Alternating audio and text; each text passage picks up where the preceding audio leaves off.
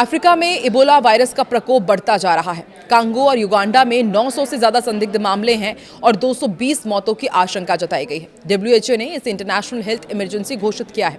भारत समेत कई देशों ने एयरपोर्ट पर स्क्रीनिंग और संदिग्धों को आइसोलेट करने जैसे प्रोटोकॉल लागू कर दिए। साफ है, इबोला का कहर, 900 से ज्यादा केस, 200 मौतें, खतरनाक है। ऐसे में भारत के साथ ही दुनिया भर में क्या कदम उठाए गए हैं, आइए आपको इस वीडियो में बताएंगे। साथ ही बताएंगे कि इबोला से आपको कैसे बचाव करना है। नमस्कार, मैं हूं आकांक्षा और आप देख रहे हैं न्यूज़ 18 का डिजिटल प्लेटफॉर्म। इबोला वायरस का संक्रमण तेजी से बढ़ रहा है। वर्ल्ड हेल्थ ऑर्गेनाइजेशन यानी कि डब्ल्यूएचओ के मुताबिक अब तक 900 से ज्यादा संदिग्ध मामले सामने आ चुके हैं, जबकि 223 लोगों की मौत की आशंका है।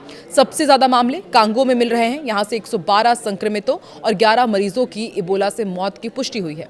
इसके अलावा पड़ोसी युगांडा में भी संक्रमण तेजी से फैल रहा है, जहां अब तक 8 मरीजों और संक्रमण से एक व्यक्ति की मौत की पुष्टि हुई है।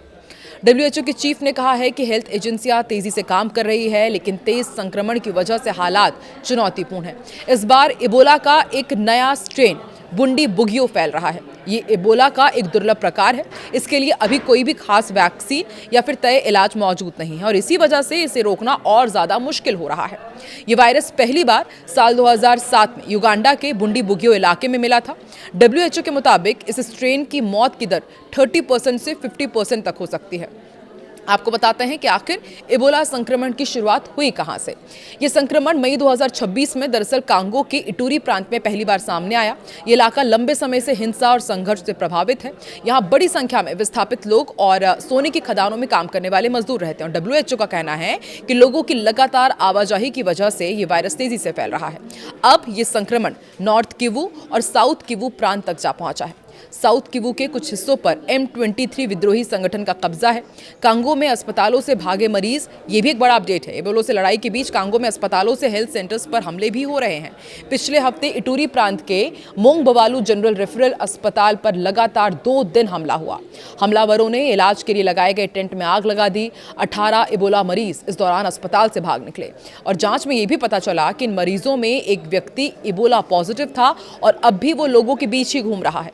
पूर्वी कांगो में सशस्त्र संघर्ष की वजह से हेल्थ टीमें नहीं पहुंच पा रही हैं। अगले दिन फिर हमला हुआ और 7 मरीज फिर भाग निकले। एक गंभीर मरीज भागने की कोशिश के दौरान मर गया। बताया जा रहा है कि कुछ लोग अपने रिश्तेदारों के शव दफनाने के लिए अस्पताल से उन्हें ले जाना चाहते थे। हालांकि एक्सपर्ट्स का कहना है कि इबोला से मरने वाले लोगों के शव बेहद संक्रामक होते हैं। बिना सुरक्षा के यदि अंतिम संस्कार किया गया तो संक्रमण और तेजी से फैल सकता है। अब ऐसे में सबसे बड़ा सवाल कि भारत में क्या कदम उठाए जा रहे हैं ताकि इबोला संक्रमण आउट ऑफ कंट्रोल भारत में ना होने पाए। देखिए, भारत ने कांगो और युगांडा से आने वाली उड़ानों पर कोविड जैसे प्रोटोकॉल लागू किए हैं, जिनमें एयरपोर्ट पर थर्मल स्क्रीनिंग और विमान में संदिग्ध यात्रियों को अलग अलग बैठाने जैसे नियम शामिल हैं। यात्रियों को हेल्थ को लेकर सेल्फ डिक्लेरेशन देना होगा। भारत सरकार ने 24 मई को एक एडवाइजरी जारी की, जिसमें नागरिकों को अगली सूचना तक democratic Republic of Congo, Uganda और दक्षिण सूडान से यात्रा से बचने की सलाह दी गई है। वहीं केरल सरकार ने भी प्रभावित देशों से आने वाले यात्रियों के लिए 21 दिन क्वारंटीन में रहना अनिवार्य कर दिया गया है। दरअसल युगांडा से 23 मई को बेंगलुरु लौटी एक महिला को हल्का शरीर दर्द होने पर एहतियातन सरकारी एपिडेमिक डिजीज हॉस्पिटल में आइसोलेशन में भी रखा गया है। स्वास्थ्य मंत्रालय के मुताबिक महिला के शरीर दर्द के अलावा कोई गंभीर लक्षण में नहीं थे। उनका सैंपल जांच के लिए नेशनल इंस्टीट्यूट ऑफ वायरोलॉजी भेज दिया गया है। जांच रिपोर्ट में महिला इबोला नेगेटिव पाई गई, जिसके बाद सभी ने राहत ली। दुनिया भर में क्या कदम उठाए गए हैं? डब्ल्यूएचओ ने 17 मई को यानी कि अभी हाल ही में कांगो में फैले बुंडी बुगियो स्ट्रेन वाले इबोला को इंटरनेशनल हेल्थ इमरजेंसी घोषित किया है। डब्ल्यूएचओ के मुताबिक ये संक्रमण सीमाओं के पार फैलने का खतरा पैदा कर रहा है और इसलिए अंतर्राष्ट्रीय स्तर पर मिलकर कार्रवाई जरूरी है। अफ्रीका की सेंटर फॉर डिजीज कंट्रोल ने 9 देशों को हाई रिस्क कैटेगरी में रखा है। इनमें अंगोला है, बुरुंडी है, मध्य अफ्रीकी गणराज्य है, इथोपिया है, केन्या है, रवांडा, दक्षिण सूडान, तंजानिया और जाम्बिया शामिल है। यहाँ वायरस फैलने का खतरा ज्यादा है। ईयू ने इबोला और ऐसे वायरस को ट्रैक करने के लिए अफ्रीका सीडीसी को 2 मिलियन यूरो यानी कि करीब 22 करोड़ रुपए की फंडिंग दी है। यूरोपीय देशों ने अफ्रीका से आने वाली रूटों पर special passenger tracking system activate कर दिया है।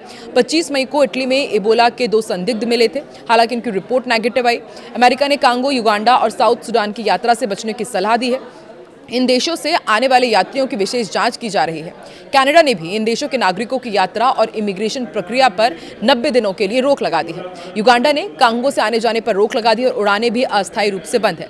वहीं कई अफ्रीकी देश ने जांच, आइसोलेशन वार्ड और हेल्थ मॉनिटरिंग बढ़ा दी है। इबोला कैसे फैलता है, अब आपको ये भी बताते हैं। ये वायरस पहली बार 1976 में अफ्रीका में सामने आया था। इबोला संक्रमित व्यक्ति के खून, शरीर के तरल पदार्थ, कपड़े, बिस्तर और मेडिकल उपकरण के संपर्क से फैलता है। शुरुआत में बुखार होता है, कमजोरी लगती है, शरीर दर्द जैसे लक्षण ही दिखाई देते हैं और बाद में उल्टी, दस्त और खून बहने जैसी समस्याएं गंभीर हो जाती है। डॉक्टर्स का कहना है कि शुरुआती लक्षण मलेरिया जैसे होते हैं, दूसरी बीमारियों से मिलते जुलते हैं। इसी वजह से शुरुआती पहचान मुश्किल हो जाती है और संक्रमण तेजी से फैल जाता है।